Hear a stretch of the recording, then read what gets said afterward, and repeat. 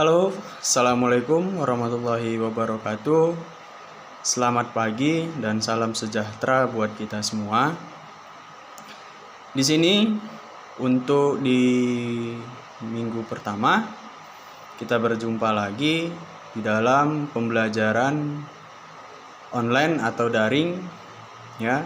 Bapak doakan buat anak-anak Bapak semua dalam keadaan sehat walafiat, terhindar dari wabah COVID-19 ini, dan mari kita sama berdoa agar supaya wabah COVID-19 ini cepat berakhir, agar kita bisa dapat belajar seperti biasanya, bertatap muka di dalam ruangan dan juga di dalam ruang lingkup sekolah yang kita cintai. Nah, di sini Bapak akan membawakan pelajaran tentang sistem suspensi di part 6 di minggu pertama, ya. Nah, buat anak-anak Bapak yang mana nantinya yang kurang jelas ataupun yang kurang paham, bisa ditanya melalui kolom komentar, grup Messenger ataupun grup WhatsApp. Nah, apa yang Bapak sampaikan nanti mohon kiranya dicatat atau disalin di buku, buat nama dan juga kelas dan tanggal. Di sini Bapak akan membawakan pelajaran tentang sistem suspensi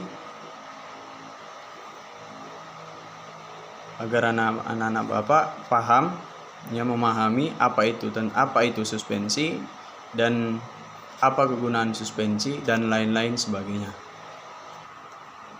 Nah, di sini pembelajaran di part 6 ialah kelanjutan di part 6 ialah tentang strut bar, ya. Strut bar berfungsi untuk menahan lower arm agar tidak bergerak maju dan juga mundur saat menerima kejutan dari jalan. Ya, strut bar berfungsi sebagai menahan lower arm agar tidak bergerak maju dan mundur saat menerima getaran dari jalan ataupun kejutan dari permukaan jalan. Itulah fungsi dari strut bar. Nah, bentuk dari strut bar tersebut adalah ia berbentuk seperti besi panjang yang mana nantinya di ujung besi tersebut terdapat karet, ya. Itu di bagian depan kendaraan, ya. Di bagian depan kendaraan itu dia berbentuk besi panjang, di ujung besi tersebut terdapat karet. Nah, di bagian itu nanti akan terhubung ke lower arm. Lower arm ini yang dekat dengan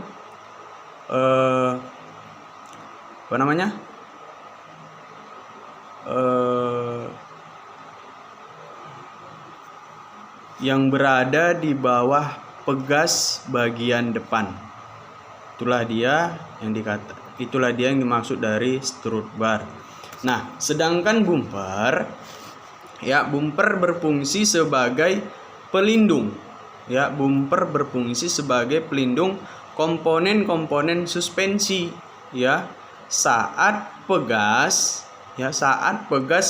mengkerut atau mengembang, ya, di luar batas keseimbangan. Ya, Bapak ulang kembali. Bumper berfungsi sebagai pelindung, ya, pelindung komponen-komponen suspensi saat pegas mengkerut atau mengembang di luar batas keseimbangan. Ya, itulah yang dimaksud dari bumper, ya. Nah, di dalam sistem suspensi terdapat tipe sistem suspensi. Ya, ada dua tipe. Ada dua tipe sistem suspensi. Yang pertama ialah suspensi tipe rigid, ya, suspensi tipe rigid. Yang dimaksud dari suspensi tipe rigid ini adalah roda kiri dan kanan dihubungkan oleh satu poros. Ya, itulah yang dikatakan suspensi tipe rigid. Yang dimaksud dari suspensi tipe rigid tersebut adalah roda kiri dan kanan dihubungkan oleh satu poros. Ya. Dan banyak digunakan pada suspensi depan dan belakang kendaraan. Ya, Bapak ulang kembali. Suspensi tipe rigid ialah roda kiri dan kanan dihubungkan oleh satu poros. Ya, satu poros, dan banyak digunakan pada suspensi depan dan juga belakang kendaraan. Itulah yang dimaksud dari suspensi tipe rigid. Dan yang kedua ialah suspensi independen. Ya, suspensi independen. Yang dimaksud dari suspensi independen ialah roda kiri dan kanan tidak dihubungkan. Nah, roda kiri dan kanan tidak dihubungkan oleh satu poros. Itulah dia suspensi tipe independen. Ya, roda kiri dan kanan tidak dihubungkan oleh satu poros.